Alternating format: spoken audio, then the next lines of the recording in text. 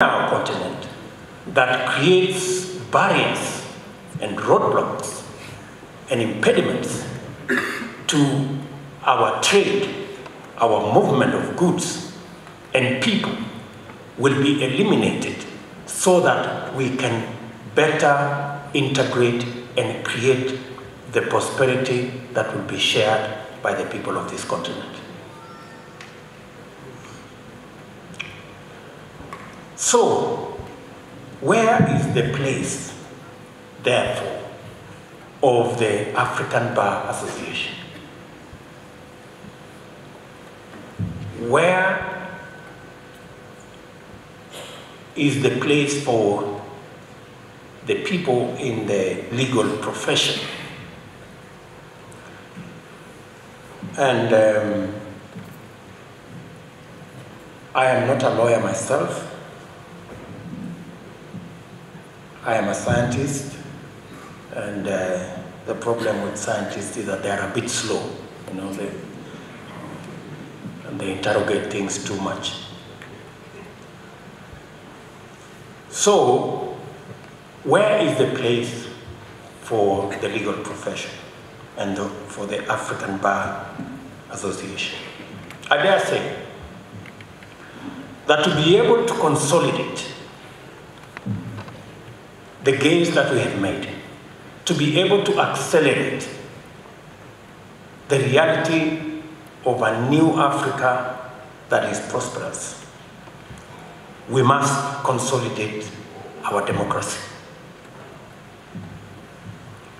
The Honorable Chief Justice has made very positive comments about our democracy. Democracy enables us to bring out the best ideas into the marketplace. It gives opportunity for competition, for competing ideas, programs, and visions, and for citizens of this continent to be able to choose the men and women with the best ideas to drive the progress and prosperity of our continent. The legal profession, I want to say, has a role to play in democratizing our continent and consolidating our gains in democracy.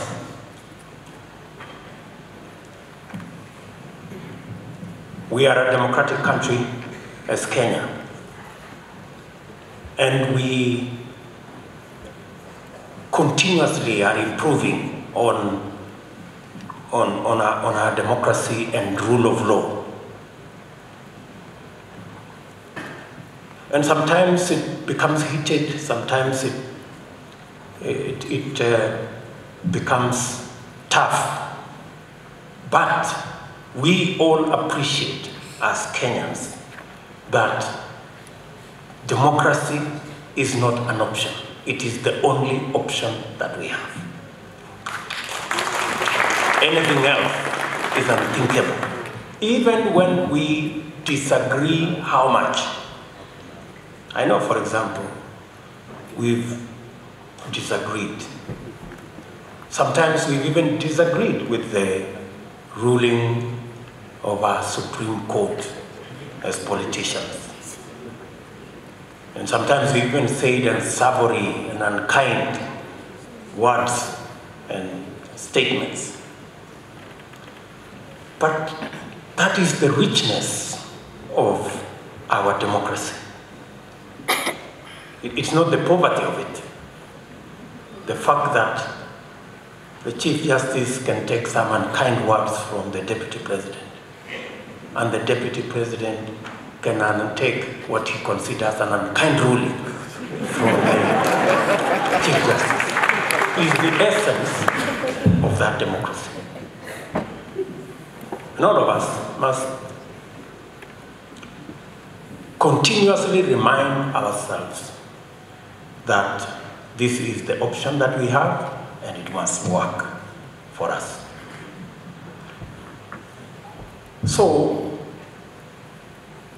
democracy and the rule of law is what is going to help us get the men and the women who have the vision that will transform potential to opportunity to reality. That is the essence of it.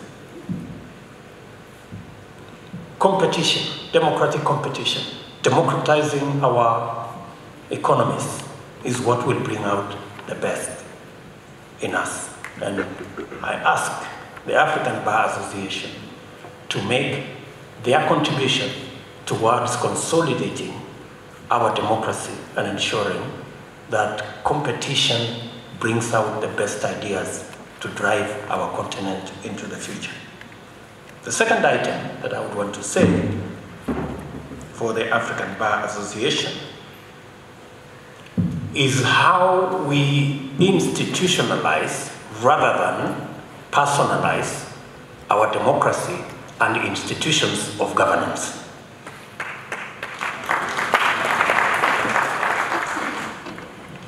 Yes,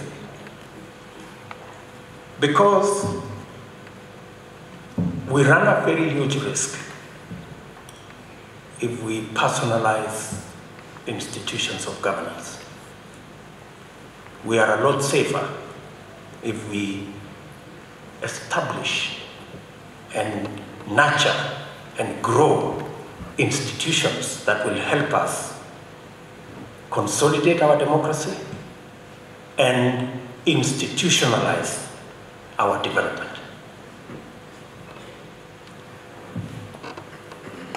And as the policymakers and the politicians think about how to connect Africa with our infrastructure, rail and road, how do we eliminate barriers to trade and investment? We expect the rule of law to be the base upon which we build this progress, because that way we can be sure of today and tomorrow and the days to come as human beings in between change places or go to do other things. So there was a lot of wisdom in the rule of law providing for systems of checks and balances, where the executive, as we are today, cannot influence other independent institutions of governance. That we cannot influence today the Inspector General of Police and the investigations. We cannot influence the Director of Public Prosecution and prosecutions. We cannot influence the Chief Justice and the judiciary. It is that system of checks and balances that eventually ensures that our progress and our development is anchored on the rule of law and on a platform that is institutionalized, that has no personality influences. And all of us as leaders will eventually be asked to account.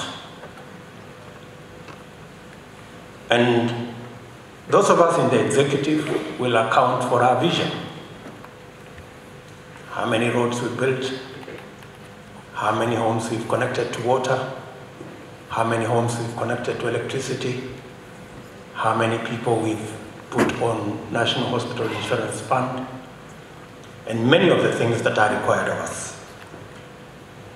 The rest of the institutions must be held to account as well.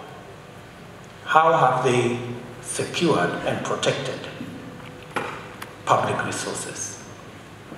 How our institutions charged with investigations, how have they done their job? How the institutions charged with prosecution, how have they done their job? How has the judiciary charged with dispensing justice, how have they done their job? And I think all of us who serve in the various arms of government in various capacities must know that we are doing this for public good and as a service, not as a right.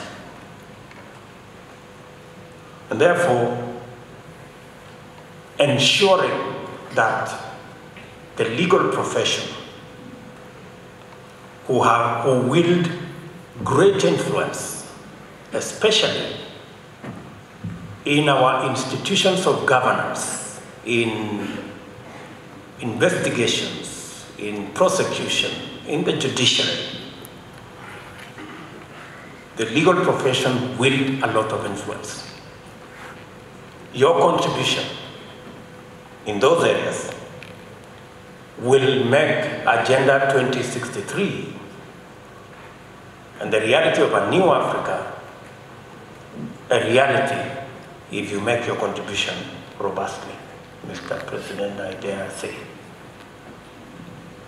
So, in conclusion, I know I've said many things. In conclusion,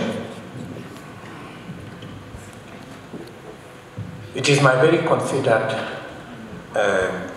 thoughts that you as a legal profession have a huge contribution to make in consolidating our development paradigm and trajectory and ensuring that Agenda 2063 that has the wide range of socio-economic and political perspectives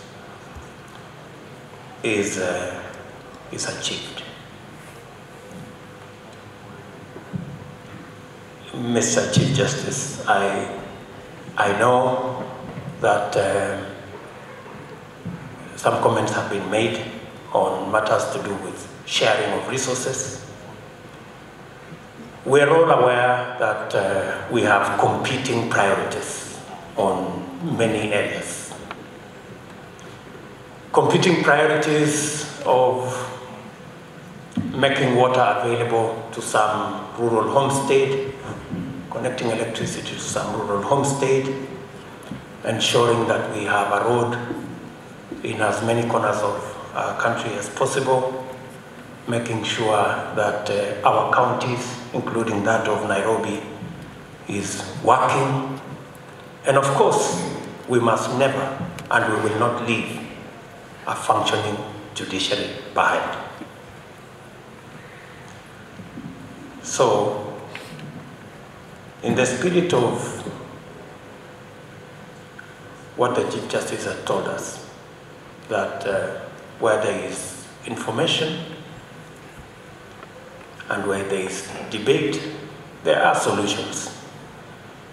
I am sure that we will have a solution.